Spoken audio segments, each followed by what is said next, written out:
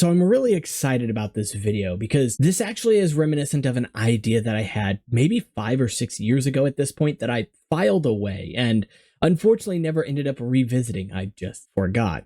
But someone on the Discord server by the name of Ghost re-sparked this idea for me as they mentioned the subject of this video. So let's go ahead and get right on into it. And of course, if you like this type of content, make sure you like and subscribe. It really helps the channel out. Without further ado, I bring you the all Bohrok Boxor.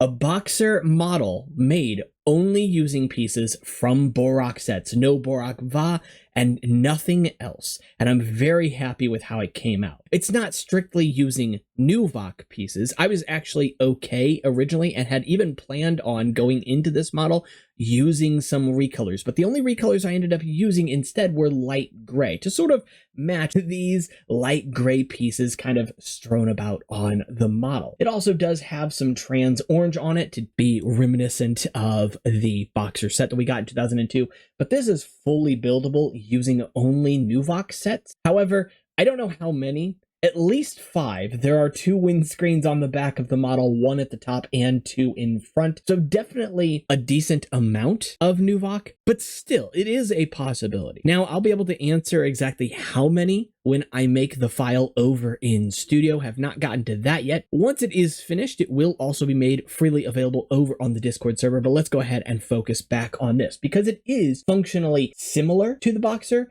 but it is different in how it goes about fighting Bohrok, because this is not an offensive vehicle. This is a defensive or reflexive vehicle. What do I mean by that? Well, you can see right now it is holding a Bohrok in its hands.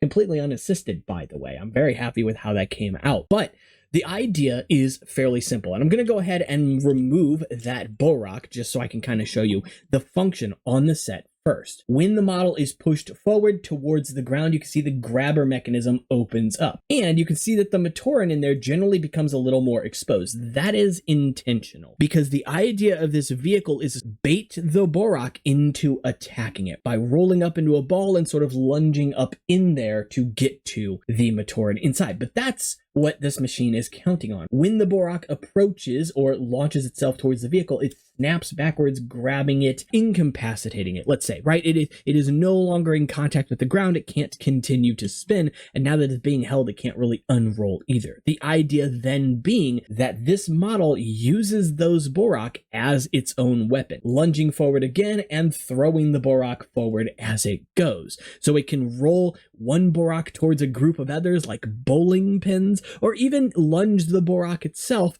at the collapse that has locked them into this part of the cave, because this was built in a cave with a box of scrap. It just makes some sense that not only does this model utilizes the Bohrok that are there. Now, here's the thing. I don't know exactly how they got their hands on the Bohrok pieces in the first place. My thought is that, when there was the collapse in the cave itself, they could hear more Bohrok sort of coming down the tunnels or something. And so that collapse had fallen on a handful of Bohrok.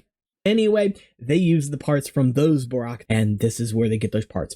It doesn't really matter. The point being is that once these Matoran have freed themselves from the cave, they make their way back to Onukoro or wherever else they need to go, and then they can break down and study the model from there in order to actually build and even mass produce the Boxor sets that we got in 2002. The idea being that this is the prototype Boxor, whereas obviously the Boxor we got in 2002 contains other pieces from other sets that were not Bohrok. Obviously, you could definitely see it maybe using Rahi pieces or whatever the case may be.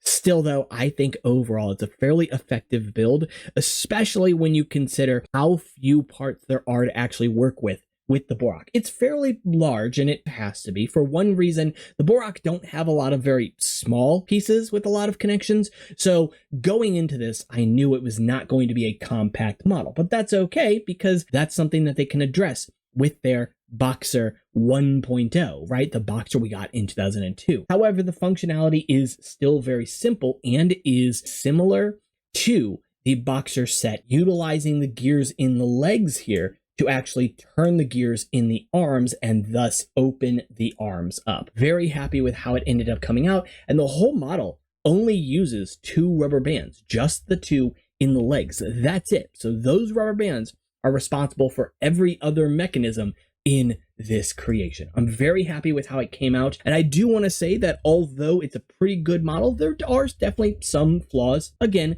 noting that it's only made with Bohrok pieces, these are bevel gears. In fact, they're bevel bar gears specifically. They are prone to slipping. And so because of that, I had to do one of 2 things: either lock them in as best as possible, or make sure that the function is easy to reset if it does slip. I opted for the latter to make sure that it was not going to use too many pieces overall. And I think that it worked out. I haven't had any issues with it when using the function. A possibility, especially if you like hit it really hard, maybe something will happen, or, you know, an axle or something could slip and something else could skip as well. But I did my best to make sure everything was really reinforced in the model overall, and that the parts that were not reinforced could at least be addressed. So taking a look at the model all the way around, you can see the back on it is fairly just filled out for the most part. That's just to add a little bit of extra texture to the back. Not many of those pieces are necessary. There's definitely more on here than is necessary, like these shoulder pauldrons made of Nuvok weapon pieces as well. Necessary? No. Do they look cool? Absolutely. But yeah, generally speaking, I'm very happy with the model itself.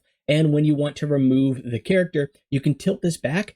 Because of a very slight amount of tension in there, which was intentionally put in place, it kind of holds the windscreen up in the top position, but it doesn't stress any pieces. I'm going to try my best to get the character out of here as well, but normally I would do this by pushing the model down on the ground as well, because you can see the feet are pretty close to the arms when the model is not stationary, right? So I can just pull the model forward. I've got him over the seat already. Now I just got to move the hands out of the way. I'm just going to press it up against my shirt. Yeah. Oh, I took his mask off. Oh, well.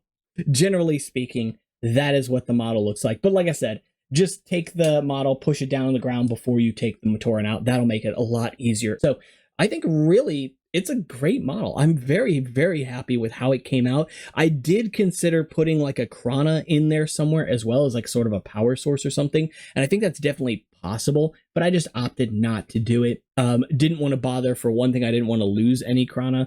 And also, generally speaking, I don't know if it makes a whole lot of sense. The Krana kind of mind control, it's not really a power source sort of thing. Anyway, very happy with it. Like I said, if you want to build this model for yourself, the studio file will be made available on the Discord server, hopefully sometime this week. We will definitely see. I'm going to try and do it today. So yeah. And of course, as always, if you enjoyed this type of content, make sure you leave a like and subscribe. It really helps the channel out. And of course, as always, you can check out the Discord server, Instagram, or Patreon if you want to help support this channel, pay some bills, and it's all very much appreciated. But yeah, that's pretty much it. I'm new to this stuff, so I'm trying my best. Take care, guys.